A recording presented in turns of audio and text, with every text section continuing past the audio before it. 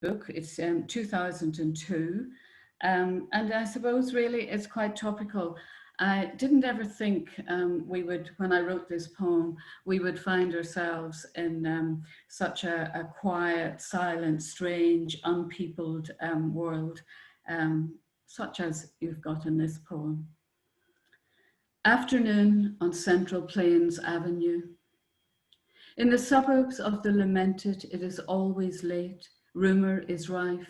None has forgotten the rattle of loam on a lid. Smiles are the order of the day, the week, and neighbours are hardly at home in the dilapidations of rented rooms. Phones go unanswered and cat flaps are sealed. Cleaned, uncollected milk bottles clutter the stoops. Meat safes are close to high. Singing is rare, gloves shift, but swimsuits stay on shelves and no one fears heights. In the country where snow is general and the undertaker is king, the only books on loan are elegiac, fines are exempted. There is only one season and just enough light to grow bluebells. Occasionally someone recalls the headiness of apple peelings and shutters are locked. Churchyards are of the past, cloud density eclipses the sun, moon, and stars. And well, actually, from this same book, I'm going to do a poem about. It's about a lockdown, really. This couple in the poem, I think, have always been in lockdown. So, some of the inspiration for the poem came from Paul Simon's song, Rennie and Georgia Magritte and their dog after the war. Passing through rooms at eventide. They resume each night in the balm of aniseed, wedding album poses under disconnected room lights, make small talk in Amish shirt collars, play Persian roulette with blanks turn about, blindfold for that 100% frisson as the wireless submerges between wavelengths. He thumbs a nightly gazetteer that once was her uncle's. She pats another day's undone needlepoint, ochre yellow skeins, oily from overfingering. Step for step, they prowl the apartment's temperate regions, checking for drippy faucets. He plays in passing arpeggios on a hall-cold upright. Relentless, she readies clocks, rewinds, sets each to a different time frame, and sachets like a girl who waits to be kissed, a girl who wants to be kissed properly.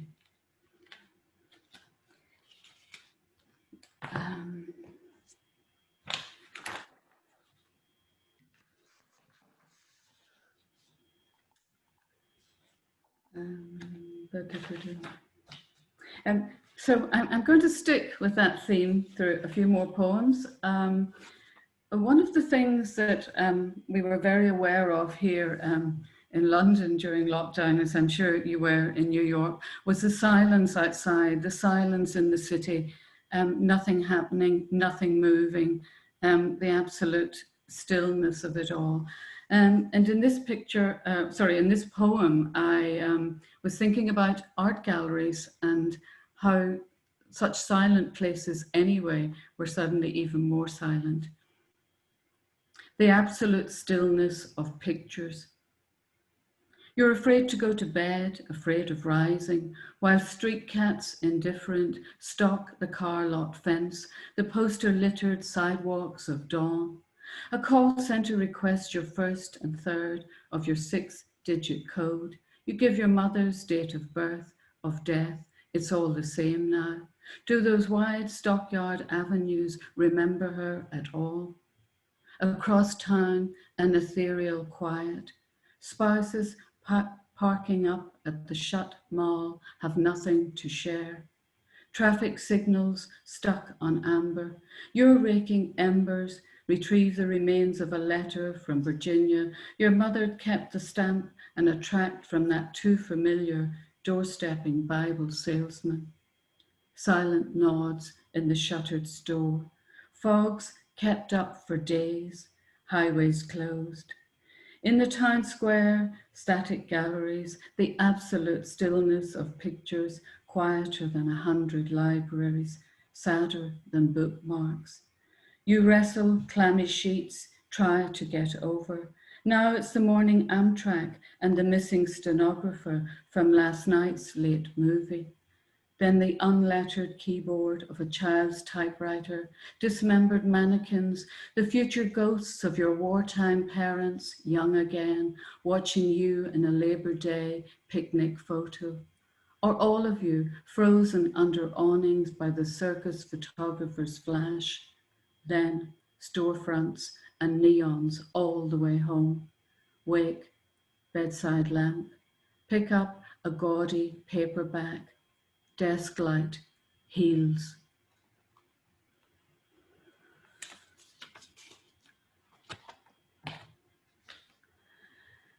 And one of the things that many people remarked on during this strange long period we've had here in London, or anywhere in fact, is what it feels like when you wake at 3 in the morning. You know, the strangest time of day, and that very unreal time, so disturbing. The outer provinces of sleep. The definitive map of insomnia's low on contour lines, an initial submerge, then the same neutral shade from every hour travelled. All over the state, in basement laundries, a million hospital sheets churn, night porters gawp at deliverance's closing credits. 2 a.m., 3, 4, the last clutched dog hours of so many existences. An out-of-sync clock strikes quarters in an echoey atrium. The plateau of sleeplessness borders on crimson. You see yourself slide out Aunt Sarah's cotton reel tray, the cards of hooks and eyes, the applique needles she'd converse through, tight-lipped, tacking. Out there, roadkill, poachers, gun lamps. Here, phosphor, clock hands, turbulence, an upturned novel. Now you're back to an October night, a week-old pup targeted by a blizzard of irascible wasps while you slept through. It's then you realize your raftered room's a stage set with one candy-colored clown tiptoeing off to solitary applause.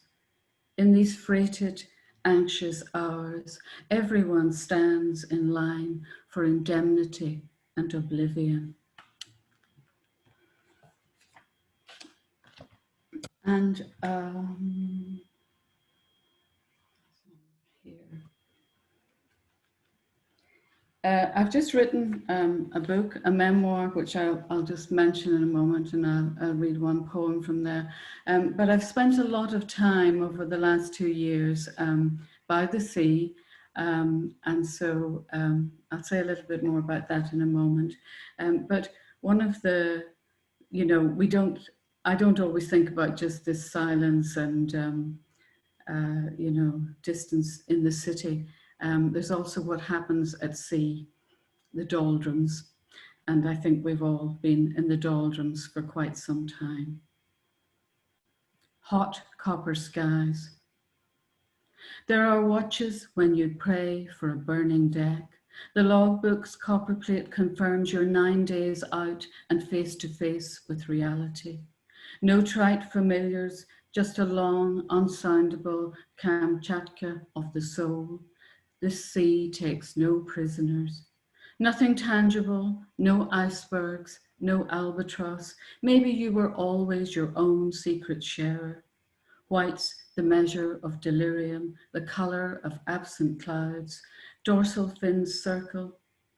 A first mate wishes he'd never learned to swim. No barter to be had, just the switchback ride of precipitous seas, Arctic portholes, flat calm. You spend days awaiting captain's orders, knitting sargasso weed into porpoise nets. Your crossbow stood in a gunwale's corner, loaded. No omens in telescopic range. You've even seen the flotilla of jinxed mariners in tattered smocks on their doldrums pilgrimage, seeking a rightful seabed committal. The moon wrestles with the ocean's desperate need for stasis, its spite, its ancient obduracy. Charts are spread, far corners weighted, dividers, compass, calculations, limitless options for courses you may never set. And the two-poem warning. um, this memoir well, I was talking about it this afternoon to students at Sarah Lawrence. We talked a lot about hybrids and the kind of books that have prose and poetry and fragments. And this one has Morse code, it has newspaper clippings, it has diary entries, it has poems as well. So the book, what else shall I say? It's about mothers, I think. It's dedicated to my mother and my grandmother, and there's a lot of family history. There's a family story. But there's also a lot about the writers I love, Virginia Woolf and Elizabeth Bishop in particular, and their mother's stories thread through. And I went to Virginia Woolf's house in Cornwall, where she spent her childhood summers before her mother died. And I went to Elizabeth Bishop's childhood home in Nova Scotia, and I stayed in the house in Great Village, and I talk about that in the book. But there are houses in the book, and there are houses maybe in all my books. So I'm going to read this poem. I was born in a house with the sea on three sides. We were right out on a promontory, so we were very exposed to the elements. And I'm talking extreme elements here. North House. Our promontory house observes the sea on three sides, a mansard dwelling that guards its northernness.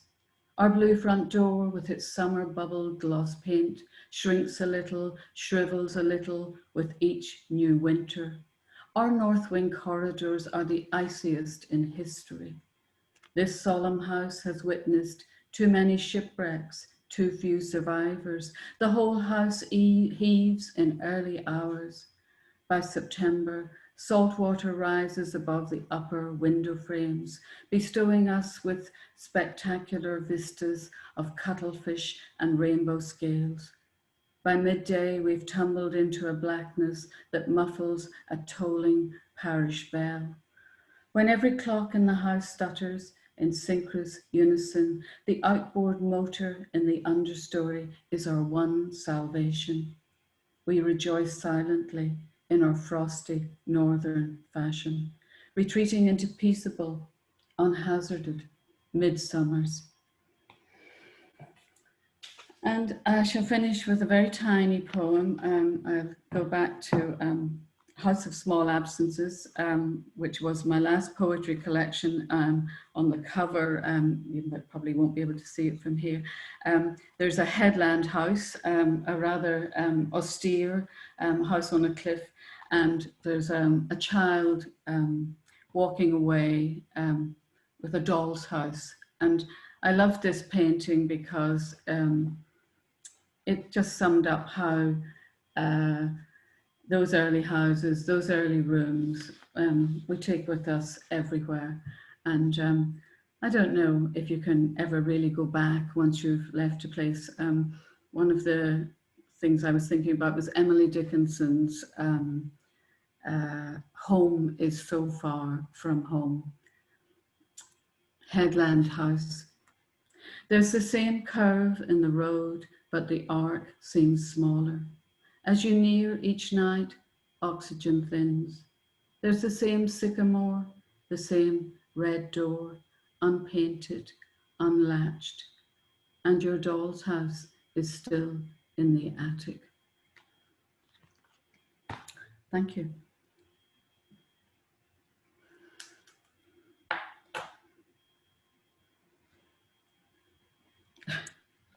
Oh, thank you so much. That was really, really gorgeous. Thank you. All right, so a few housekeeping things, and now is sort of your like break. So if you need to go refresh your drink, I still have plenty of mine. But if you need to refresh yourself or tend to any needs that you have, now is the moment to do so. And I'll go through a couple of the housekeeping things. If you are not on our email list, if you received tonight's announcement from one of our readers, but not from us, not from Monday Nights at KGB, you can give us your email in the chat, and you can send to either me or to everyone or to Matthew Yeager. Matt is actually the one who coordinates and sends out the email. And then Jada Gordon keeps all of our social media. So Jada, do you want to put like the Instagram and Twitter and all that kind of stuff in the chat as well, if people want that? We do need to let you know about the ways that KGB is trying to stay afloat while they have no income. So one is the Fundly, and I thought I had that ready, but I don't. So I'm going to show you the Venmo. Whoops, is that, you're not seeing, that's not the right thing. Yeah, it was up. Yeah. That was up? Okay. Hang on, okay. I can paste the fund thing too as well. Okay, so you're seeing the Venmo code? Not the one that you put your phone at. There you go. There we go. Yeah. So if you just hold your phone over that, if you just turn on your camera and point it at that weird box of digital noise, your phone will know what it means, and then will take you to Venmo, or John is putting it in the chat, or you can make the contribution at their Fundly page. Let's put the Fundly in the chat as well. Yeah, and so that, and then you can do different levels. But if you give through the Fundly, then you have drinks waiting for you when they reopen. There will be more drinks, even more drinks, more drinks. So however much you give, the more the drinks you get. Check out author status. 9 drinks will be waiting for you. Right. So they call it the author's disease for a reason. You're allowed to share, though, right, if you're sober, then this may not be a very good deal. You might want to stick with the Venmo. No, I do think you're allowed to share. I think that you don't have to have all 9. Like you can. Oh, that's a very generous. Yeah. I am not a generous person. It didn't even occur to me that I would just share them with other people. I would have taken the 9 probably. I have something that I would like to add. In addition to your own email, if we don't have your email on our email list, I would like you to add the email of the richest person that you know. The richest person that you know. And in terms of money, or like where you got it. And especially if they have a soft spot in their heart for poetry. And we'll invite them. And their money. And they can help save this bar. So I'm any Lily descendants out there. Come on, we're trying to any more Lilies? Yeah, maybe a Glaxo, a Smith Klein. Is there a Smith Klein in the house? Is there a... So if you want to get on that email, then send us your email. So thank you, Tess. Thank you, Ryan. Thank you, Gleb. Thank you, Megan. We will make sure that you're getting information. We are here every Monday night. The Zoom link that you used to come tonight will continue to work for all Mondays for the rest of this season. We will be back next Monday with Hannah Gamble and Suzanne Wise, which I'm very, very excited about. And I will put the links to order the books from Bookshop into the chat as well. I did that for Anne-Marie while she was reading, and I'll do that for Tom as well. So if you're interested in purchasing the books, if you order them from bookshop.org, it's supporting small bookstores rather than Amazon. And we want to support Amazon because you want the Washington Post to be there. But we want small bookstores to be there even more. Okay, so is everyone back from everyone's refreshed their drinks? Everyone's ready for us to go? All right, then it is my pleasure to introduce Tom Sleigh. It's a little hard to stay upright these days. Now that none of us have to wear trousers for the foreseeable future, and a woman who believes that the earth is flat is the GOP candidate for Senate, and it's not a crime to shoot a woman who is sleeping in her own bed, there's a certain level of malaise that kicks in, alternating with a kind of panic. What we once called the social fabric is in a state of unravel, and what we once called the body politic is so sick, it just might die. In these moments, it is good to turn to Tom Sleigh, a man who only translates from dead languages, a man whose plays explore dictatorship, a man whose journalism explores the refugee crisis, a man whose lyric essays explore history, a man whose poems continue to generate heat and light in equal measure. Tom is a profoundly ethical writer, a man for whom Terence's dictum, "Nothing human is alien to me," has meant that whatever Tom has witnessed, his writing about it produces equal measures of implication and objectivity. Sleigh shows us that to be a step removed is not to be unmoved, and that the immediacy of passion might be best evoked from a distance. I have turned to Tom, both as a human being and as an author, in many moments of crisis, and I have never been steered wrong. Recently, when asked about the role of my own writing in the face of our current calamity, I could say only that I felt entirely inadequate to the moment. Tom Sleigh, on the other hand, is precisely who we need. Across 10 collections of poetry and 2 collections of essays, Tom has remained steadfastly brilliant. His awards include the Kingsley Tufts, the Shelley Award from the Poetry Society of America, an Individual Writers Award from the Lila Wallace Reader's Digest Fund, a Guggenheim Grant, 2 National Endowment for the Arts grants, the Kellen Fellowship from the American Academy in Berlin, an Academy Award from the American Academy of Arts and Letters, and the John Updike Award, also from the American Academy. Please welcome Tom Sleigh. Thank you, Jason. Well, first thing I'll say is to John, to Jason, and to Matthew, it's a strange thing when you get to be a certain age and you realize that there are very few, well, many fewer years ahead than behind. And the thing about this series, about you three running this series, is that I'm very, very confident that the art is in extremely good hands, and really grateful to you, all 3 of you, and to Jason. That was a lovely introduction. My only complaint was it didn't go on longer. So thanks very much. I also want to say that it's a thrill to read with Anne-Marie Fyfe. You just heard her read. You heard about the quiet integrity in her work.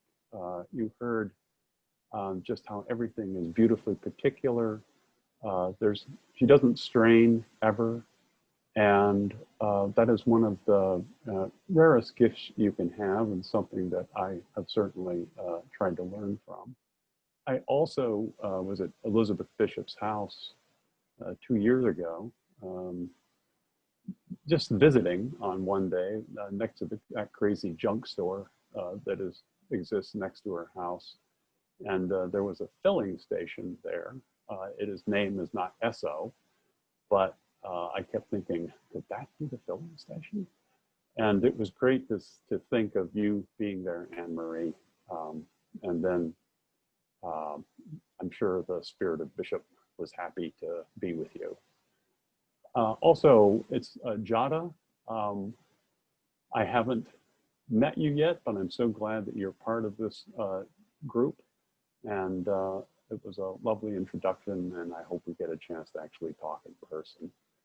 And to everybody who came out tonight, I have no doubt that you are goggle-eyed from being on Zoom, and that Zoom is probably a kind of a synonym for purgatory for all of us. Let's hope it comes to an end soon, but I'm very, very grateful to all the folks who came out tonight, and I see some people who I happen to be privileged enough to be in a classroom with. And I'm very, very grateful to everybody for coming, old friends and everyone else. And that's perfectly enough thanks from me. And now I'll read about 15, 20 minutes the way Jason told me to, and I will make sure of that by putting on the timer. I'm going to read poems mainly, well, I'm going to read all new poems from a book that's coming out from Grey Wolf in 2022. And what else is there to say? The very first poem is in the voice of a fly. And I think the fly would be responding very much to what has been happening in the last 3 days. Really, it's as if reality was being written by Saturday Night Live. You just can't make this shit up, as they say. Fly. Whatever His Excellency may say about the situation, the long-term outlook, I'm only a fly buzzing around his head, concerned with breeding, feeding, my outlook decidedly short-term. It's so hard to be cornered forever in a human form. Now I see everything from 100 different angles in 1,000 different lenses. Other signs to parse. Power is His Excellency's insignia. I can hear it breathing his lungs in and out, as if he were being kept alive on a ventilator. That's how you know when whatever is 100% in a person takes over every thought, every moment. Power is never less than 100%. How do you escape it? How do you keep from being stalled forever, each filament inside you glowing like a heater in a room that gets just so warm and no warmer? You have to grow wings. You have to accept that roadkill is your meat. You have to risk being crushed by a flailing hand. But once you do, you can train each of your lenses on the tiny worlds taking place in each of your eyes. Worlds where the excellencies are just another flaw in the rock crystal, dissolving under the force of the giant waterfall, the Iguazu Falls, that only a fly can cross, born through mist, by mist. Dreamed a millennium too late. I dreamed that I was good. I dreamed it when I lay down at the foot, not of my bed, but of my own illiterate forehead. I dreamed it for the ashes lining the dead roads. I dreamed it for the murderers as much as for the murdered. I dreamed it for the genius wandering barefoot with his flocks, for the smooth and for the rough, for all the hidden voices spreading rumors about death, dying. I dreamed that I was good in a bygone age of camels. And yet the dinosaurs keep on dying. They follow 2 steps behind me. While 1 step away, the flood rushes toward the horizon to see its own limits before the ocean burns, in which a spider weaves a web on my computer screen. 1, poem's in 2 parts. It was very weird to see a little spider doing this thing on my screen as I was trying to write a poem. Not this poem, but 1. What is that shadow that weaves itself so fine across the edge of my computer screen. There it is, a pinprick of a spider weaving a web I'm looking through, as if it were a veil of second sight that, as I type these words behind the veil, the screen light shines right through. It weaves the sun into its web and turns the screen into a mirror, reflecting my own eyes looking at the spider and wondering what the spider knows of me. Hello, pal, I want to say, but that feels unctuous, overly familiar for what I know I'm going to do. The web sways and ripples each time I breathe, getting ready to rip it away. There's a lot of casual brutality to reconcile. The spider clings to its web's outer rim, plucks with a slender leg a near invisible guy wire each time I type a word, and the silk trembles. 2. He said that being a refugee was like living like a spider in the bottom of a well.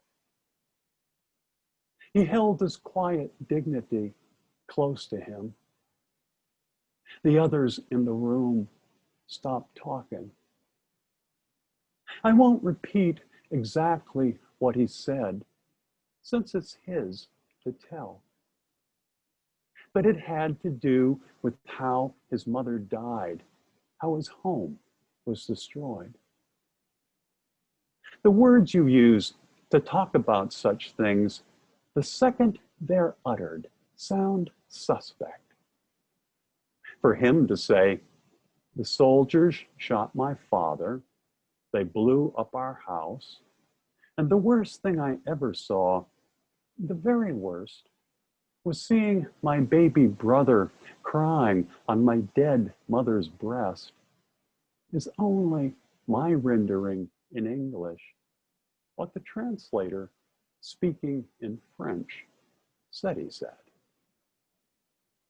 Raveled in words as a spider is raveled in its silk, I think I should know what to want to say, but to want to say is not what the man, in his use of a figure of a spider drifting suspended, tethered to a lifeline spinning out impossibly fine, intends when he says, the deeds to my house are stained with blood, and then shows you the stains. 3 long stains, dried brown and fading above the signature line. Black dog, white dog.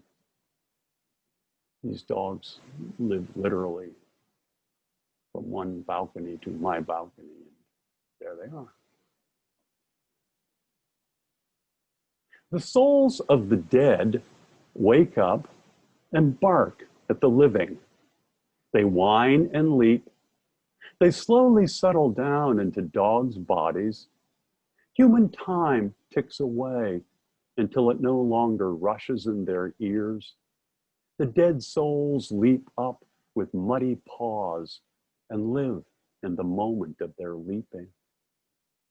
Into fangs, claws, nostrils, into wriggles of excitement as they sniff rot rising from gutters where wonders of the invisible turn visible in their nostrils. Black dog, white dog, they are where the souls go. Play fighting in the grass, each nip an invitation to further provocation. They squirm round to face the other's jaws, lunging for an opening beneath the other's throat. Ask me whose dog I am, bleeding in the dream. Ask me why my master's voice spreads cell by cell. Ask yourself whose soul is barking at you now, whose sit, God damn it, sit, lashes in your ears. Through the eternal afternoon, black fur, white fur, keep on playing. Lie down together, one's head cradled on the other's back, lazily rolling over, offering up its soft belly to the other. Poem's called Words from Chernobyl. The sun beat down on me, birds were nesting, graves were being dug. The army gave us gloves, respirators, surgical robes. The sun beat down on us. We were living in this parallel, not Earth world where the apocalypse met the Stone Age. We were trolls, demons showing up in people's yards, and our job was to bury everything. Bugs, spiders, worms, all colors, all killed by hundreds, thousands. We rolled them all up in big plastic sheets, not knowing what they were called, these bugs, spiders, worms, destroying their houses, secrets. And we buried them, including the soil we buried in the soil, earth to earth. And that's what I remember most, burying the bugs, spiders, leeches. When they sent me there in spring, birds were nesting. Everything was giving birth. The place was so awful because it was so beautiful. And when they let me leave, radioactive apples glowed against the snow. They told us we had to win, but against what? Physics, the universe, the atom. There's a parable about a guy who lived in Jerusalem, and Christ was staggering right past his home. He watched him collapse under the cross and cry out. He saw all this, but his tooth hurt, so he didn't run outside. And 2 days later, when his tooth stopped hurting, people told him, Christ has risen. And he thought, I could have been a witness to it, but my tooth hurt. So is that how it always is? 1 minute, ants are crawling along the branch, the sun beats down on it. It's just your average chaos. And the next, it's, why don't you all go fuck yourselves? My dad defended Moscow in 1942. But it was only through books and movies he found too tedious to finish that he realized years later what he'd been through.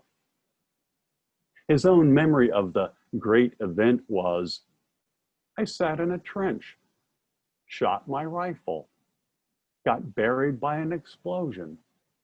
They dug me out half alive. That's it. My dad liked to say that people shoot, but it's God who guides the bullet. Ostrich. Some of you may recognize the person in this poem, who, was a dear friend of mine, very complicated friend. Of course, is dead. Your face turns to smoke again and again behind the tinted window of our generation that dies with such precision. It's ludicrous to mourn us. Itchy arguers who aspired to have a conscience.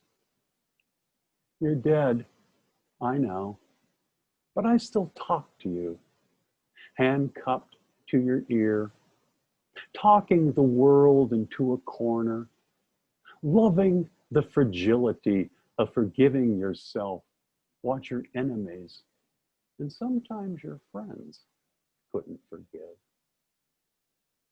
Some called you out. Some called you the last ostrich of honesty. Your long dying is finally dead, I know, but I still talk to you.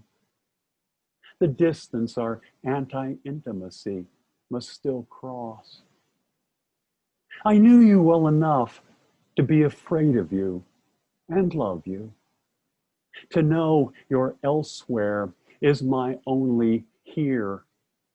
To long to hear your fingers typing in the ether one of your barbed wire letters that every time I read cuts into my palms. You put your hand on the glass. I put my hand over yours, palm to palm, not touching, unless heat radiating through glass is a kind of touching.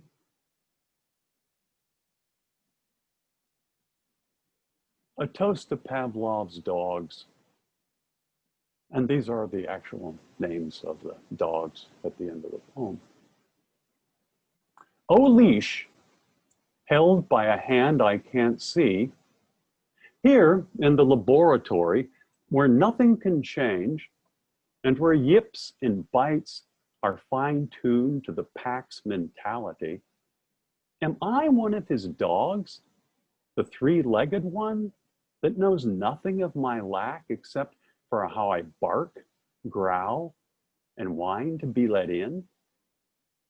Am I the salivating triangle guided only by my nose that keeps me on the move in my limping trot away from you, leash, yanking me back from all the filth I want to shove my nose in? Why won't you let me go free? The sad gestures of our growing intimacy is a reflex we can't escape or express. Sometimes emotion is just mange. So leash, here's a toast to my lab pals. August, fast one, pretty little lady, joy, beauty, milord, clown.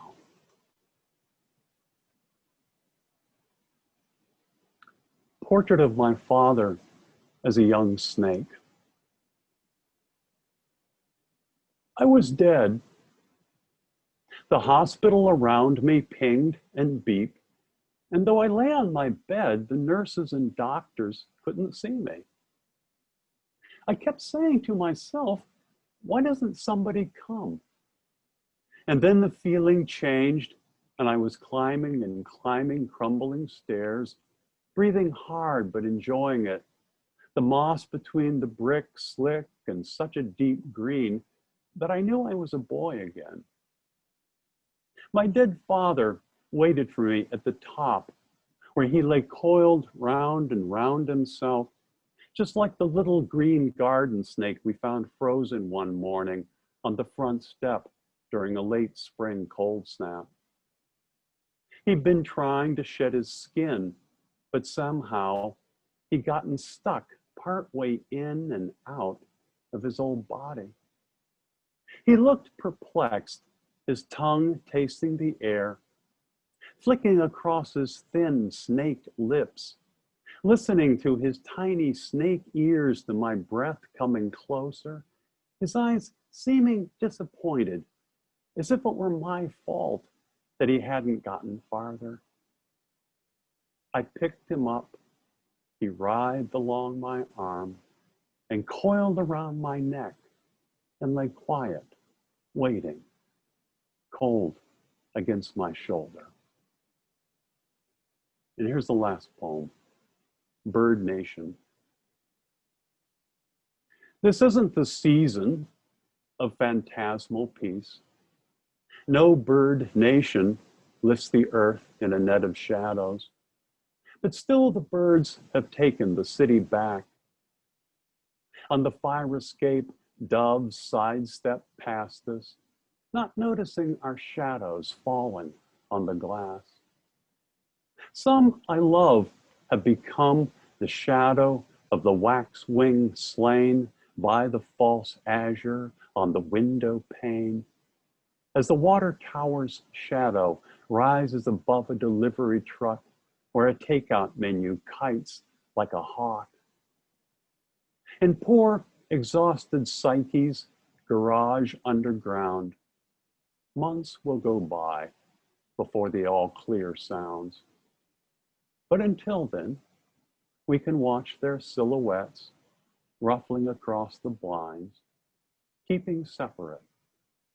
Headstrong heads moving in syncopated ardor before they groom each other's gray, sleek feathers. Thanks, everybody.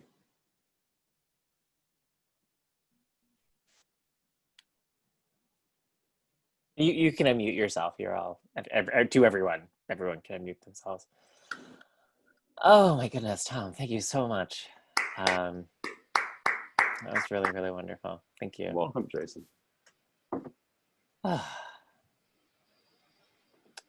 So we'll be back next week with oh,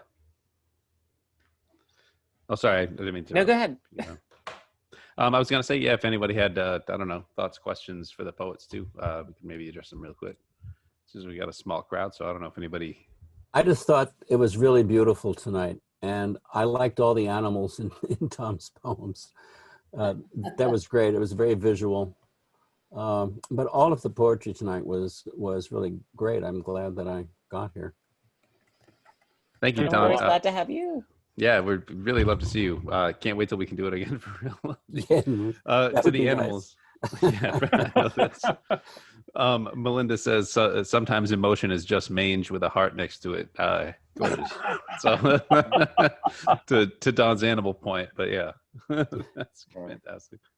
I don't know whom I'm more in love with, Tom, or Anne Marie. I mean, I feel at this moment, we have a kitten at the moment, Chelsea and I, and sometimes we'll get her purring, and then when you have to stop and put her down, she's just almost bewildered. And that state, that both of you had the audience in, I mean, it could have been prolonged indefinitely.